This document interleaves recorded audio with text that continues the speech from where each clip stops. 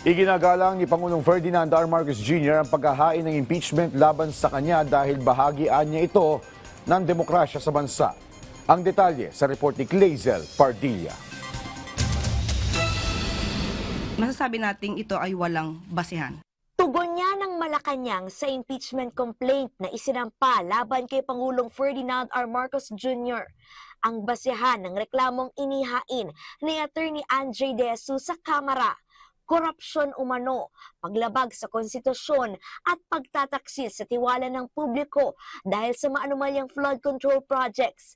Ibinibintang din ang pangunguna umano ni Pangulong Marcos sa paghuli kay dating Pangulong Rodrigo Duterte. Maliwanag naman po ang naging trabaho ng Pangulo. Ang lahat po na nagiging trabaho ng Pangulo ay naaayon sa batas at naaayon sa konstitusyon. Kung pag-uusapan natin yung sinasabing kidnapping ng dating Pangulong Duterte, wala pa pong nadidesisyonan patungkol dito sa ganitong klaseng impresyon or rather case at sitwasyon. Kaya masasabi po natin na wala pa pong basehan sa ngayon. Wala pang kopya ng reklamo ang Malacanang, pero sabi ng palasyo, iginagalang ni Pangulong Marcos ang paghahain ng impeachment complaint laban sa kanya. Alinsunod niya ito sa konstitusyon at bahagi ng gumaganang demokrasya sa bansa. We respect this process and trust that Congress, as a co-equal branch of the government, will discharge its duties with honesty, integrity, and fidelity to the rule of law.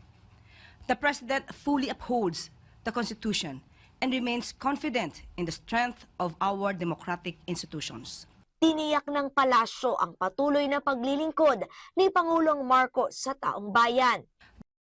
The President will continue ensuring that remain uninterrupted and that the work of government stays focused on improving the lives of our people.